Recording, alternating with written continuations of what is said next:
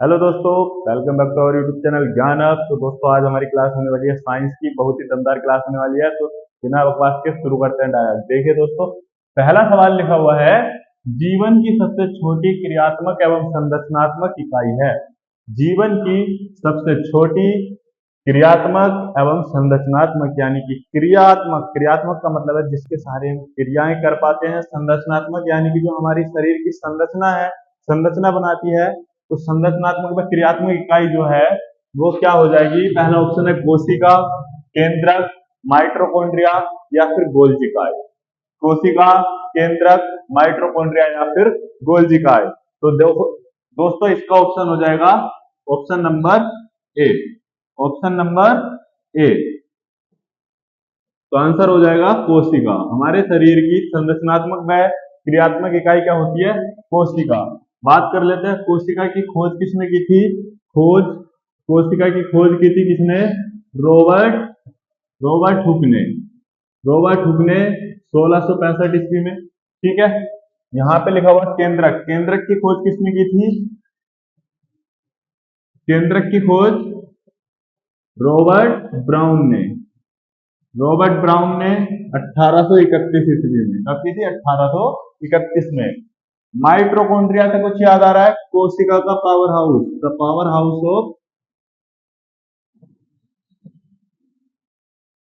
House of cell. यानी कि कोशिका का पावर हाउस किसको कहते हैं? माइटोकॉन्ड्रिया को कहते हैं। गोल्जिकाई की खोज किसने की थी बताइए? गोल्जिकाई की खोज की थी कैमिलो गोल्जी ने।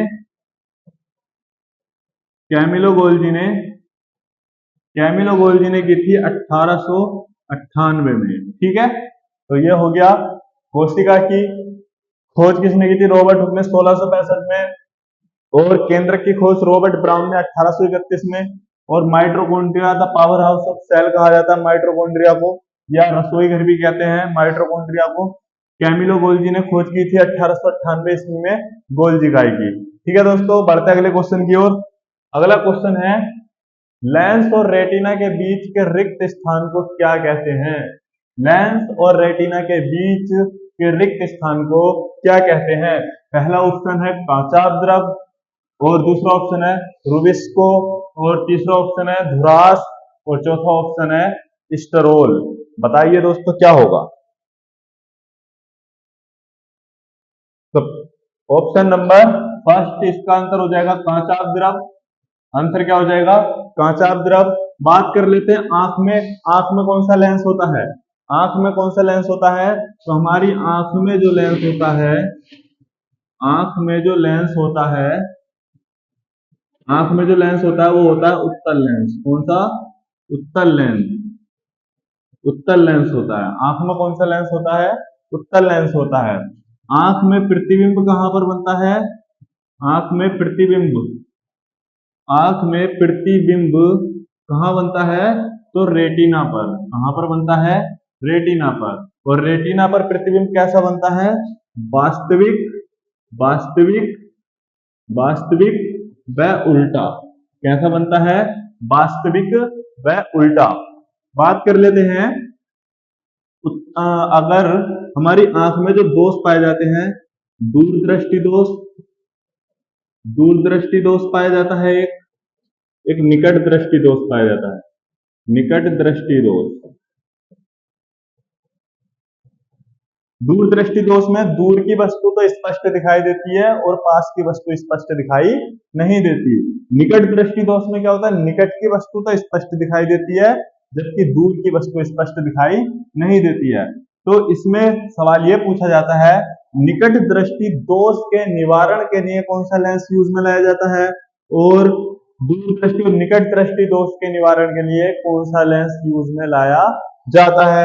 तो देखिए, इसके लिए ट्रिक याद रख सकते हैं आप, डूना, DUNA। डी से है दूरदृष्टि दोष, और यू से है उत्तल लेंस।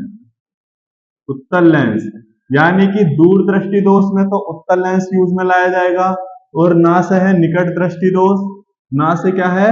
निकट दृष्टि दोष, और निकट दृष्टि दोष में अवतल लेंस, अवतल लेंस यूज में लाया जाएगा। ठीक है। अगर आपको निकट की वस्तु स्पष्ट दिखाई नहीं दे रही है, दूर की वस्तु स्पष्ट दिखाई दे रही है, तो आपको लेंस जो यूज में लाना होगा वो उत्तल लेंस यूज में लाना होगा। और आपको अगर निकट की वस्तु तो स्पष्ट दिखाई दे रही है लेकिन दूर की वस्तु स्पष्ट दिखाई नहीं दे रही है, तो आपको लेंस कौन सा यूज में लाना होगा? अवतल लेंस यूज में लाना होगा। तो दोस्तों बढ़ते हैं अगले सवाल की ओर। अगला सवाल है प्रकाश वर्ष मात्रक है। प्रकाश वर्ष मात्रक है, तो देखिए प्रकाश वर्ष मात्रक किसका है? पहला लिखा हुआ ध्वनि का, दूसरा है चाल का, तीसरा ऑप्शन है दूरी का, और चौथा ऑप्शन है आवृत्ति का। तो इसमें आंसर क्या हो जाएगा? आंसर हो जाएगा दूरी का। दूरी का सबसे बड़ा मात्रक क्या होता है? प्रकाश वर्ष। क्या होता है? प्रकाश वर्ष। देखिए ध्वनि का मात्रक क्या होता है बताइए? ध्वनि का मात्रक डेसिबल में नापते हैं इसको, डेसिबल, डेसिबल ध्वनि का मात्रक डेसिबल। आवृत्ति का मात्रक बताएंगे, आवृत्ति का मात्रक हर्ट्ज, हर्ट्ज होता है आवृत्ति का मात्रक। आवृत्ति का मात्रक क्या होता है? हर्ट्ज होता है। अच्छा मात्रकों के बारे में बात करें तो 7 मूल मात्रक होते हैं, 7 मूल मात्रक होते हैं। कितने होते हैं? मूल मात्रकों की संख्या, मूल मात्रकों की संख्या कितनी है? 7 है। देखिए एक होता है दूरी का, ताप का, और दूरी का, ताप का, और द्रव्यमान का, द्रव्यमान का, पदार्थ की मात्रा, पदार्थ की मात्रा, समय, 1 2 3 4 5 6 और 7। एक हो गया ज्योति तीव्रता, ज्योति तीव्रता, ज्योति तीव्रता, और कौन सा बचा? धारा का, धारा भी इसमें आता। दूरी, ताप, द्रव्यमान, पदार्थ की मात्रा, समय और ज्योति तीव्रता, और कौन सा बचा? 7 मूल मात्रक में बताइए। दूरी, तापमान, द्रव्यमान, पदार्थ की मात्रा, समय, ज्योति तीव्रता।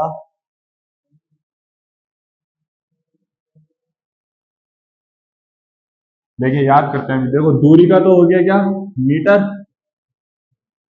ताप का होता है केल्विन। द्रव्यमान का होता है किलोग्राम, किलोग्राम। पदार्थ की मात्रा का होता है मोल।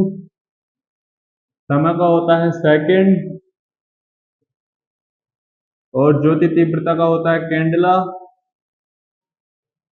आई थिंक धारा ही होता है, और धारा का होता है एम्पियर। ठीक है ना? ये होते हैं 7 मूल मात्रक। ठीक है, कितने? 7 मूल मात्रक होते हैं। बाकी इनके द्वारा बनाए जाते हैं उनको हम कहते हैं व्युत्पन्न मात्रक। क्या कहते हैं? जो मूल मात्रकों की सहायता से बनाए जाते हैं, जो मूल मात्रकों, मात्रकों की सहायता से प्राप्त किए जाते हैं, प्राप्त किए जाते हैं, वह क्या कहलाते हैं? व्युत्पन्न मात्रक कहलाते हैं। व्युत्पन्न मात्रक, व्युत्पन्न मात्रक। आपको मैं पूछता हूं आवेश का मात्रक बताएंगे? आवेश का मात्रक, आवेश का मात्रक बताएंगे, और विभव का मात्रक बताएंगे? विभव का मात्रक। तो आवेश का मात्रक क्या होता है? कूलाम। क्या होता है? कूलाम। और विभव का मात्रक क्या होता है? वोल्ट। विभव का मात्रक वोल्ट। ठीक है, तो ये भी याद रखेंगे। बढ़ते हैं अगले क्वेश्चन की ओर। अगला क्वेश्चन है रक्त के स्कंदन के लिए कौन सा विटामिन आवश्यक है? रक्त के स्कंदन के लिए कौन सा विटामिन आवश्यक है? तो पहला ऑप्शन है vitamin E, vitamin D, vitamin C और विटामिन के। तो देखिए आंसर हो जाएगा क्या? विटामिन के। विटामिन के, विटामिन के जो है वो रक्त के स्कंदन के लिए क्या है? आवश्यक होता है। रक्त के जमाव के लिए कौन सा विटामिन आवश्यक होता है? विटामिन के। फाइब्रोनोजन, फाइब्रोनोजन सुना है? ठीक है, तो देखिए दोस्तों, विटामिन ई की कमी से होने वाला रोग नपुंसकता।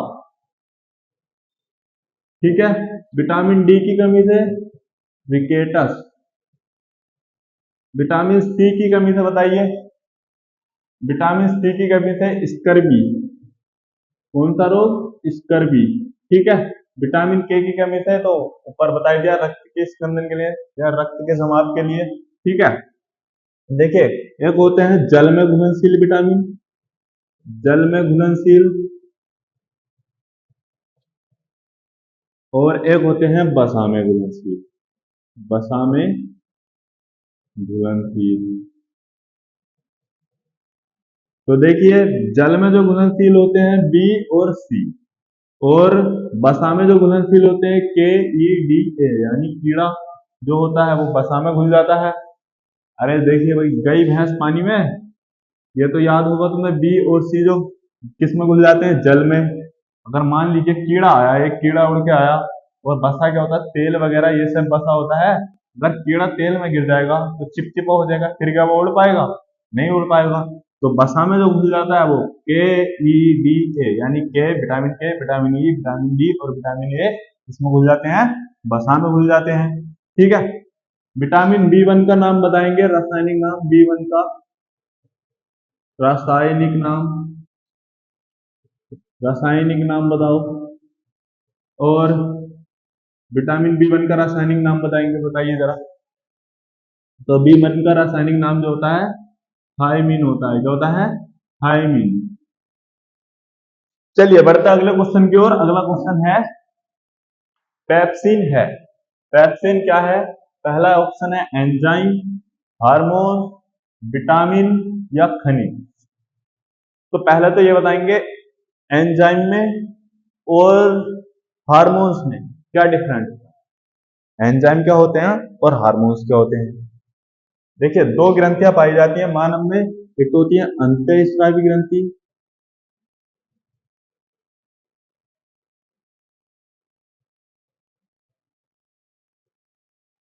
एक होती है बाह्य स्रावी ग्रंथि।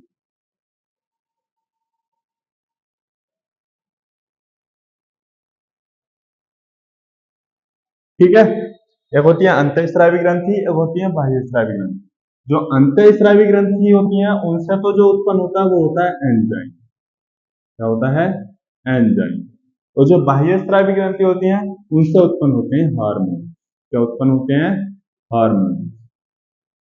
ठीक है, तो जो पेप्सिन है वो आंसर हो जाएगा एंजाइम। पेप्सिन क्या है? एक एंजाइम है।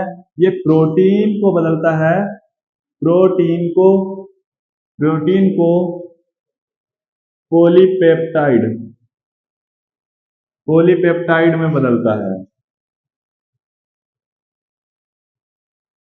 ठीक है, जो प्रोटीन को पॉलीपेप्टाइड में बदलता है, प्रोटीन एंजाइम, वो पेप्सिन एंजाइम। ठीक है, कहां से निकलता है ये? आमाशय से। कहां से? आमाशय से, स्टोमच से उत्पन्न होता है ये, आमाशय से। एक हार्मोन है इंसुलिन, इंसुलिन, इंसुलिन कहां से निकलता है बताइए? इंसुलिन, इंसुलिन कहां से निकलता है? अग्नाशय से, अग्नाशय से। अग्नाशय की जो लैंगरहैंस की दीपिका होती है उनसे निकलता है। इसकी कमी से रोग हो जाता है मधुमेह। क्या हो जाता है? अधिकता से या कमी से जो रोग हो जाता है, मधुमेह रोग हो जाता है। ठीक है, जिसको बोलते हैं हम, क्या बोलते हैं? जिसको हम बोलते हैं शुगर। ठीक है, इंसुलिन की कमी से या अधिकता से। अच्छा ये बताएंगे लार में कौन सा एंजाइम पाया जाता है? लार में एंजाइम, लार में कौन सा एंजाइम पाया जाता है बताइए? लार में कौन सा एंजाइम पाया जाता है? तो लार में पाया जाता है कौन सा? Ptyalin, ptyalin enzyme, amylase, amylase पाया जाता है, टाइलिन पाया जाता है। ठीक है, ये सब किस में पाए जाते हैं? लार में पाए जाते हैं। हमारे मुख में, मुख में कितने जोड़ी कितने जोड़ी लार ग्रंथियां कितने जोड़ी लार ग्रंथियां होती हैं? बताइए। तो 3 जोड़ी। कितने जोड़ी? 3 जोड़ी। ठीक है, कितने जोड़ी लार ग्रंथियां होती हैं? 3 जोड़ी लार ग्रंथियां होती हैं। अच्छा, बताएंगे जो मानव मानव शरीर की सबसे बड़ी ग्रंथि कौन सी है? मानव शरीर की सबसे बड़ी ग्रंथि, सबसे बड़ी ग्रंथि, तो सबसे बड़ी ग्रंथि जो है वो है यकृत। क्या है? यकृत। यकृत से एक हार्मोन्स निकलता है हिपेरिन। हिपेरिन। कौन सा हार्मोन्स? हिपेरिन हार्मोन निकलता है। ठीक है, बढ़ते हैं आगे अगले क्वेश्चन की ओर। अगला क्वेश्चन है, इंद्रधनुष में लाल रंग किस क्रम में होता है? इंद्रधनुष में लाल रंग किस क्रम में होता है? तो पहला ऑप्शन है अंतिम, चतुर्थ, प्रथम या पांचवा। तो आंसर हो जाएगा दोस्तों अंतिम। क्या हो जाएगा? अंतिम। इंद्रधनुष बना के दिखा देते हैं। देखिए, जब कोई प्रकाश की किरण किसी प्रिज्म से टकराती है, किससे टकराती है? जब कोई प्रकाश की किरण, श्वेत प्रकाश की किरण है ये, श्वेत प्रकाश। जब कोई प्रकाश की किरण, श्वेत प्रकाश की किरण जब प्रिज्म से टकराती है तो वह क्या हो जाती है? अपने 7 रंगों में विभक्त हो जाती है। कितने रंगों में? 7 रंगों में विभक्त हो जाती है। तो 7 रंगों में जो सबसे पहला होता है, वो होता है BIBGYOR। तो सबसे पहला जो होता है violet, violet, Indigo, blue, green, yellow, orange और रेड। तो जो सबसे बाद वाला जो कलर होता है वो कौन सा होता है? रेड होता है। सबसे अंतिम जो होता है रेड होता है। अगर मैं पूछूं सबसे ज्यादा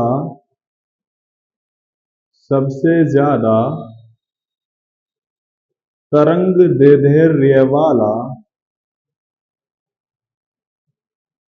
रंग कौन सा होता है? सबसे ज्यादा आवृत्ति वाला रंग कौन सा होता है? बताइए।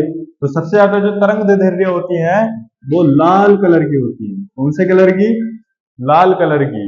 और सबसे ज्यादा जो आवृत्ति होती है वो वायोलेट यानी कि बैंगनी रंग की होती है। बैंगनी रंग की होती है। ठीक है, ये लाल रंग की होती है। समझ में आया? तो दोस्तों, ये रही आज की क्लास। आई होप आपको क्लास पसंद आई होगी। अगर आपको क्लास पसंद आई है तो लाइक, कमेंट, शेयर करना ना भूलें और ज्यादा से ज्यादा हमारे चैनल को सब्सक्राइब करें, दोस्तों को शेयर कीजिए। मिलते हैं अगली वीडियो में। जय हिंद।